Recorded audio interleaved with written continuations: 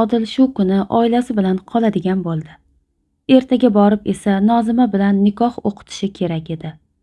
Madina bolalari keladigan vaqtgacha erini dush qabul qilib, biroz dam olishini ta'minladi. Yotoqda uxlayotgan eriga qarab, ich-ichidan ezildi. Hatto uyqusida ham bir g'am ezayotgani bilinib turardi.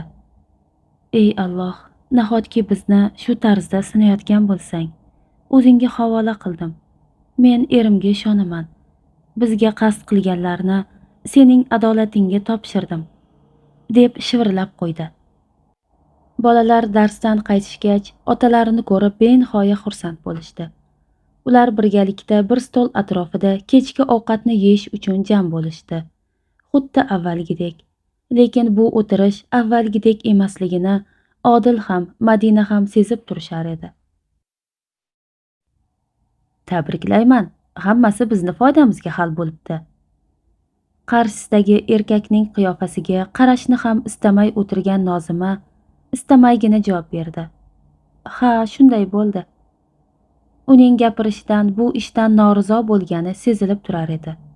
Ha? Tumshug'ingni osiltiryapsan, tinchlikmi? Yo Odilga achinyapsanmi? Bilasizmi, Odil aka ayolini qattiq sevar ekanlar. Men bunchalik deb o'ylamagandim. Ko'zlarini to'g'riga qadaganicha past ovozda gaplarini gapirdi Nozima. Oho, ishqilib Odilni sevib qolmadingmi? Bu gapdan Nozima bir sapchib tushdi. Qarshisidagi boshlig'iga qattiq tikildi. Uning bu qarashlari erkakka yoqmadi chog'i ovozini biroz balandlatib, qo'pollik bilan gapirdi. O, iflos, sen kimligingni unutding chog'i? Eslatib qo'yaymi? Sen kimni sevishni bilishing shart emas. Meni aytganimni qilasan, faqat meni, tushundingmi? Nozima bosh irg'ab qo'ydi. Qarshisidagi insonni yaxshi biladi. Hozir bu erkakka yarimta gap ham ortiqcha.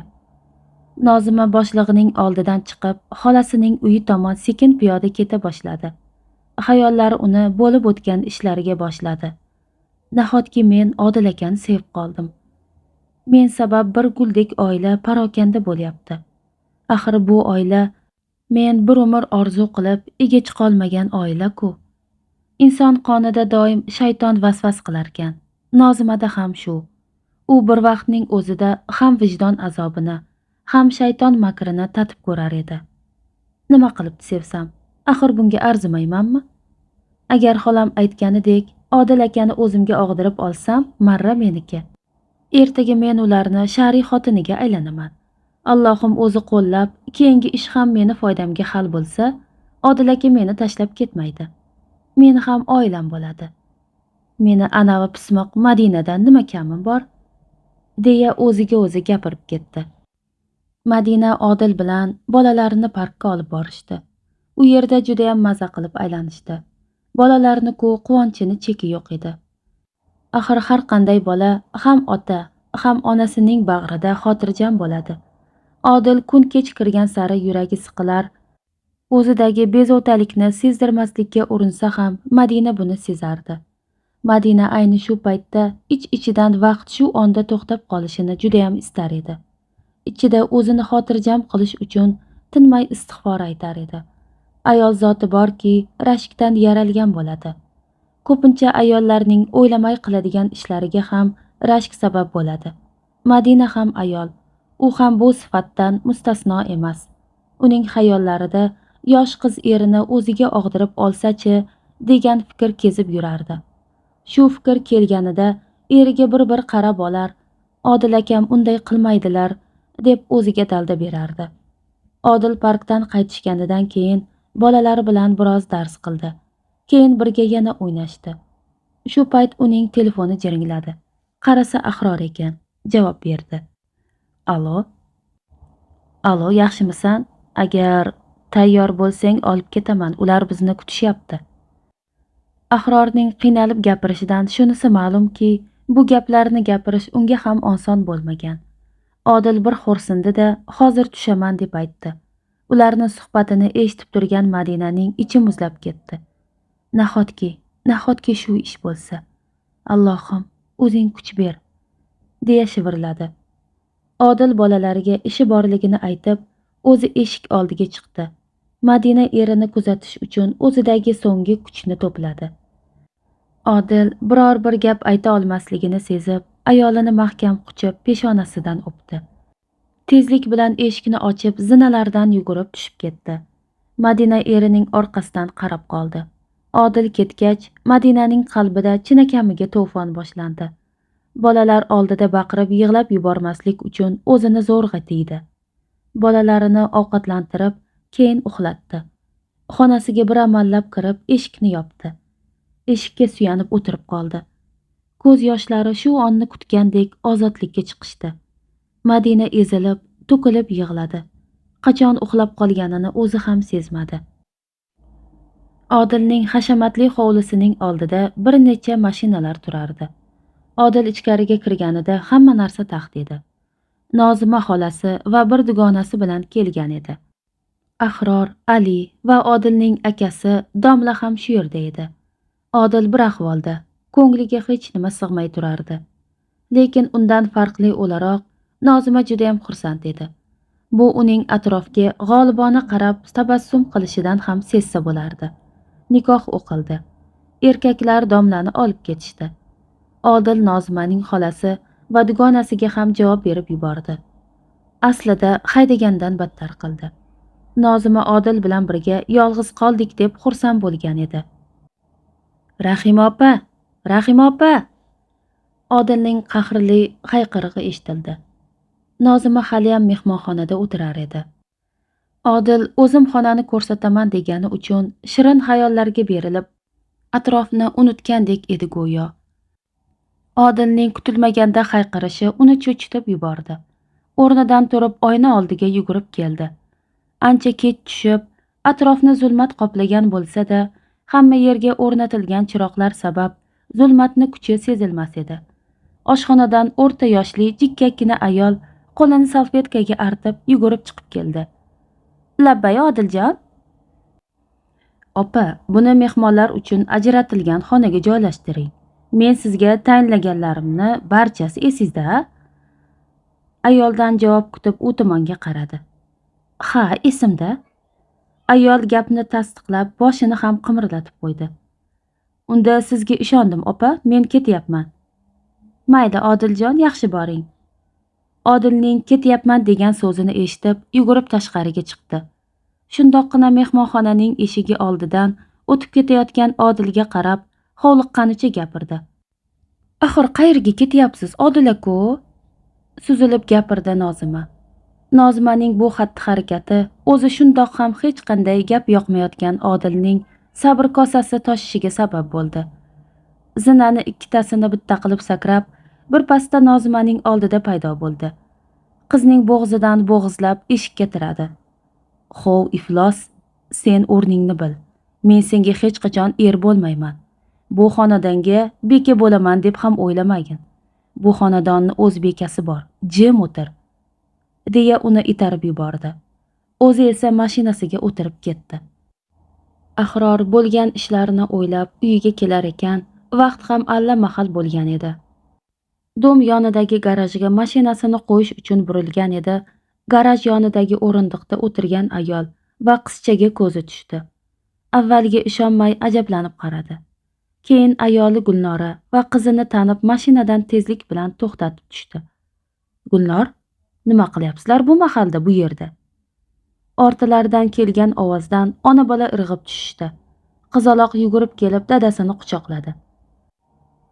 Assalomu alaykum dadasi, yaxshi keldingizmi? Va alaykum assalom, nega bu yerdasizlar deb so'radim. Eriga nima deb javob berishni bilmagan Gulnora haligi deb turgan edi.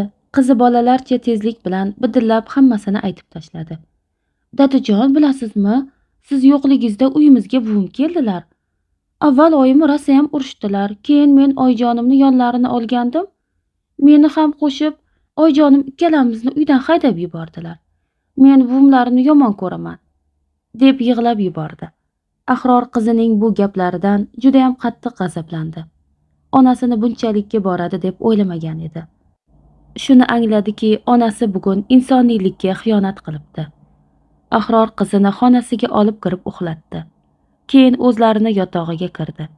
Divanda o'ychan o'tirgan ayolini yoniga borib o'tirdi. So'zsiz Gulnorani bag'riga bosdi. Nega telefon qilmading? Oyjon uy kalitiga qo'shib telefonimni ham olib qo'ydilar. Tushunarli, xo'rsinib qo'ydi Ahror. Madinani oldiga kirsang ham bo'lardi-ku. Hozir uni biroz o'ziga kelib olishi uchun yolg'iz qolgani ma'qul. Shunga bezovta qilgim kelmadi. Gulnor, xo'p, kechir. Nima uchun? Barchasi uchun.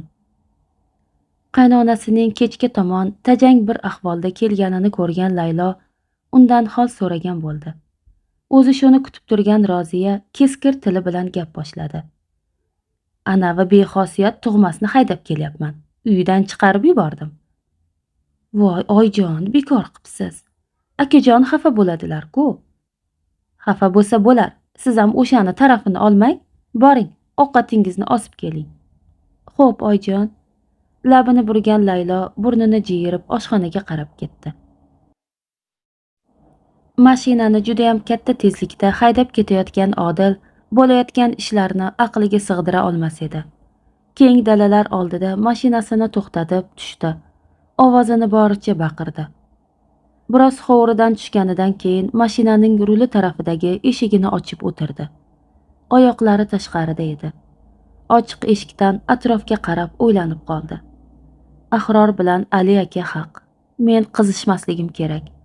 Nozima bilan ham yaxshilab gaplashib olishim, u aytgan narsa aniq bo'lgunicha xotirjam bo'lishim kerak. Bu qanchalar qiyin bo'lsa ham. Odil tunning salqin havosida o'zini biroz sovutmoqchi bo'lib ko'zlarini yumdi. "Hey aka, uyg'oning, hey!" Odil o'zini kimdir turtayotganini sezib, sekin ko'zlarini ochdi. Oldida turgan, o'zidan biroz kichkinaroq yigitga qarab, avval qayerda ekanini anglamadi. Keyin tushunib, ko'zlarini katta-katta ochib, qo'llari bilan ishqiladi. "Yo'lda bunday uxlamang aka, ahvolingiz yaxshimi?" "Ha, yaxshi, rahmat sizga. Biror joyga borsangiz olib borib qo'yaman." Yo'q, rahmat, o'zim yetib olaman." deb mashinasini eshigini yopib yurgazdi. Uxlab qolibman-ku. Hademay tong otadi. Madinani oldiga tezroq borishim kerak. Bo'lmasa bechoraginam meni anavi bilan deb o'ylab siqiladi. Odil shu kabi o'ylar ta'sirida gazni bosdi. Yurib ketayotgan mashinani orqasidan qarab qolgan yigit, bechora, deb qo'ydi. Odil yashaydigan domga yetib kelganida atrof biroz yorisha boshlagan edi. Hozir kirsam cho'chib ketishmasin, shu yerda kutaman, birozdan keyin kiraman deb rulga boshini qo'ydi. Madina bo'yni va yelkasidan noqulay og'riqdan ko'zlarini ochdi. Eshikka suyanganicha uxlab qolgani uchun o'zini biroz koyidi. Keyin bo'lgan ishlar esiga kelib, kayfiyati yana ham tushib ketdi. Telefonini topib soatga qaradi. Tongi 5 bo'libdi. Axir kelaman degandilar-ku, kelmadilar. Nahotki u bilan birga bo'lsalar. Ey Allohim, o'zing kuch ber.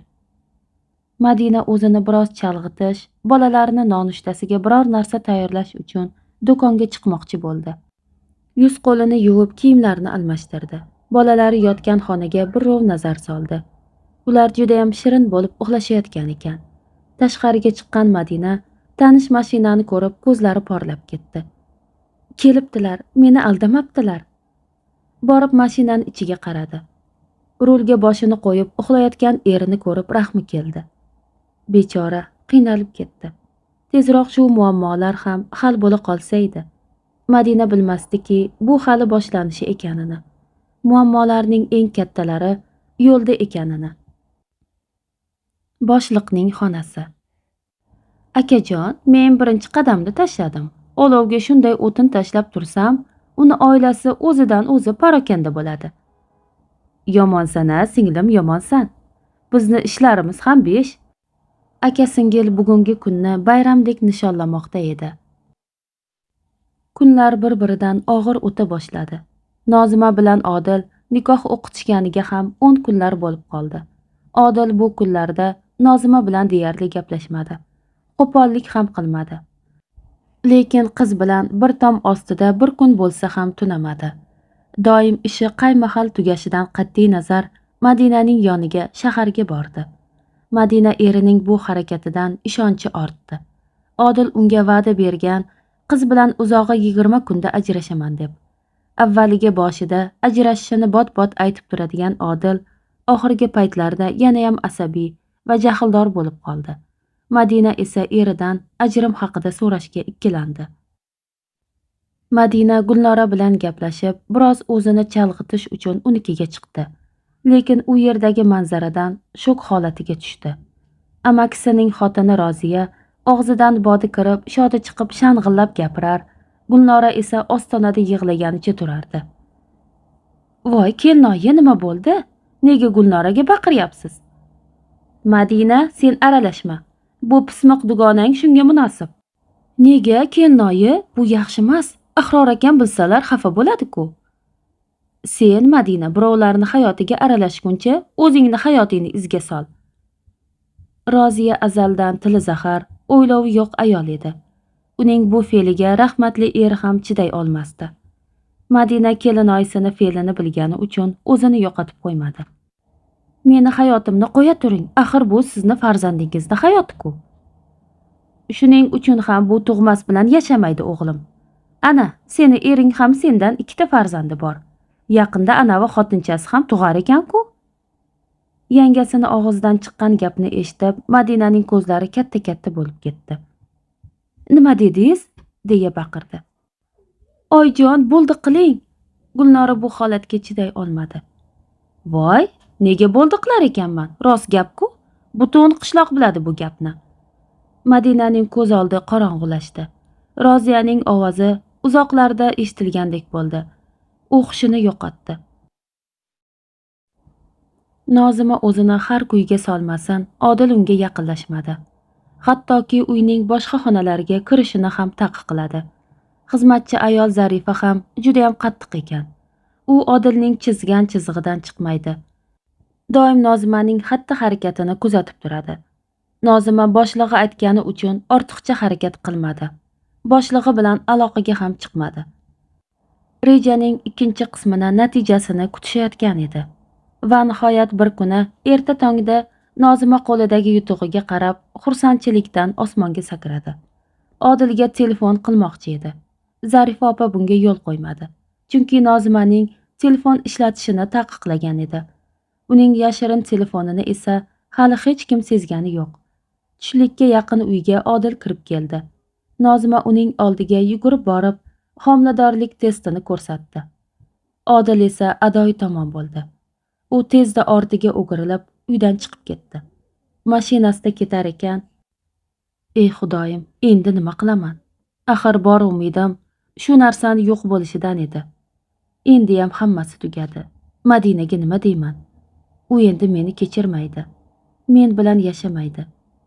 Madina hech qachon bir go'dakni otasidan ayirmaydi. Nimalar deyapman? Qanaqa otasi? Men unga yaqinlashganimni ham eslolmayman-ku. Yo'q, men aniq bilaman. Bu bola meniki emas. Tekshirtiraman. Qancha ketsa ham mayli, tekshirtiraman." Ulug'bek oshxonada o'ychan o'tirgan ayolini ko'rib hayron bo'ldi. "Ha, jonim, nega o'ylanyapsan?" "Voy dadasi, kelganingizni bilmay qolibman." "Umuman sezmas darajada xayoling parishon edi-da." Ayolini peshonasiga lab bosdi. "Adasi, ba'zida kasbimni yomon ko'rib ketaman-da." Nega?" "Shu qizlar borgan sari behayo bo'lib ketyapti. Sherigimni bilasiz, qo'shtirnoq ichidagi adashganlarni aybini tekislaydi. Men hech ham aralashmayman. Xonamni ham alohida qilib olganman. Lekin yaqinda bir narsaga guvoh bo'ldim. Bir g'irt qizni aybini tekislashdi. Endi esa o'sha qizni bolasini kimgadir ilishyapti-da. Uyiga tekshirtirmoqchi bo'lgan ekan, iloji yo'q, homilaga zararli bo'lishi mumkin deb ruxsat berishmadi. Men oq xalatni kiyganimga afsuslanyapman." Madina o'ziga kelib ko'zlarini ochdi. O'zini Gulnoraning mehmonxonasidagi divanda ko'rdi. "Madi, asalim, o'zingga keldingmi? Qo'rqitib yubording-ku." Gulnoraning xavotirli so'zlari eshitildi. Madina sekin o'girildi. Gulnor, sen bilarmiding? Ha, yerga qaragancha javob berdi. Nima uchun menga aytmading? O'zi endi aniq bo'pti. Rostmi yolg'onmi bilishmoqchi ekan. Shunga seni siqilmasin dedim. Gulnor, men siqilmadim. Men ado bo'ldim. Tugadim. Endiyam oilam dars ketdi. Ko'zlaridan tinimsiz yosh oqar edi Madinaning. Bilasanmi Gulnor, men har kech Odil akamni kutganimda ichimda biror nima g'imirlab qo'yar edi. Chunki o'sha Nozima endi erimning nikohli ayoli. Uning haqqi ham meniki bilan barobar. Odil akamni adolat qilishiga men yo'l bermayapman deb o'zimni ayblar edim. Lekin zumda bandaligim, xudbinligim tutib, meni bolalarim bor, erim meni sevadi deb o'zimni yupatardim. Mana endi uni ham bolasi bo'ladi. Endi u ham men bilan barobar bo'ldi. Madina gapirgan sari ko'z yoshlari tinimsiz oqar. Uning ovozida dard, g'am namoyon bo'lib turardi. Gulnora dugonasining bu holatidan ezilib ketdi. Madinani mahkam bag'riga bosdi. Yig'lamagin dugonajon, hali hammasi yaxshi bo'ladi, deb dalda berdi. Nozimaning homilador ekanini Madina bilganiga ham 10 kunlar bo'lib qoldi. O'sha kundan beri Madina ko'rpa to'shak qilib yotib olgan. Bolalarini ham akasi olib ketgan. O'zi esa ketishni istamadi. Onasi va Gulnora undan xavotir olib, oldidan jilishmayapti. Odil o'sha kuni kelganida Madina orani ochiq qildi. Endi kelmang, ajrashaman deb chiqarib yubordi. O'zi esa o'sha kundan beri anchayin o'zini oldirib qo'ydi. Na yeyishda, na uyqusida bir ma'ni bor. U uchun hayot butkul to'xtagandek edi go'yo. Bu vaziyatdan faqatgina 3 inson xursand. Ular vaziyat shunday bo'lishini kutishgan edi. Mana, nihoyat o'q nishonga tegdi. Madina kecha-yu kunduz bir nuqtaga qaragancha yotar, orada yig'lab uxlab qolar va yana o'sha tarzda yotardi. Uni o'ziga keltirishga urinishlari-yu, gap so'zlar bekor bo'ldi. Toki Ahrorning singlisi Aziza kelmagunicha. Aziza Madinaning sinfdoshi. Ular yoshligidan 3 ajralmas dugona edi. Aziza onasidek sharttaki, ushlagan joyini uzadigan qiz edi. Lekin onasidan farqli o'laroq dilozor emasdi. Insonlarga qo'ldan kelganicha yordam qo'lini cho'zardi. Madina bilan bir necha haftadan beri bog'lana olmayotgani uchun xavotir olib, yangasi, ya'ni Gulnora bilan bog'landi. Voqealarni eshitib, hayratdan yoqa ushladi. Aziza harbiyga turmushga chiqqani uchun uzoq viloyatda yashardi. Kasbi esa pediatr shifokor. 2 o'g'il farzandini eriga tashlab, o'zi 5 kunga ona shahriga keldi. Keliboq Madinaning yoniga bordi. Uning umidsiz yuziga qarab avvaliga achindi. Keyin esa qattiq so'kib tashnom bera boshladi. Madinaning onasini ketkazib yubordi. Kelnoyi, ertaga kechga buni bolalarini berib yuboring. Yotavermasin, bolasiga qaraydi. Ostonada turgan amakisining xotiniga gapirdi.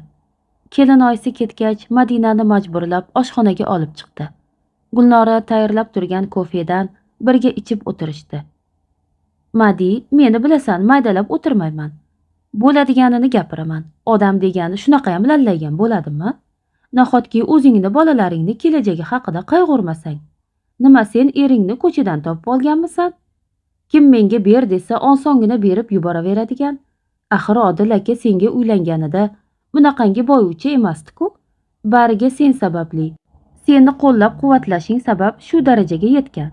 Seni ahmoq esa qayoqdagi bir taviyani gapiga ishonib, shuncha mehnating singan uyni tashlab chiqib ketib o'tiribsan. Menda uyat yo'q bilasan. Men ering bilan gaplashdim. U hatto o'sha kuni nima bo'lganini ham bilmas ekan. Qaytib u taviyaga yaqinlashmagin. Uni qornidagi bola 90% ehtimoli bilan eringniki emas. O'zingni qo'lga ol bundoq. Aziz, men bu narsani hazm qila olmayapman. Ezgin ovozda gapirdi Madina. Kim senga hazm qil deyapti? Hazm qilma. O'zingni qadringga yet. Ering seni sevib, qadrlab turganidan foydalanib qol. Hozirgi zamonda 99% erkakni ikkinchi oilasi bor. Seni ulardan farqing? Ering seni deyapti.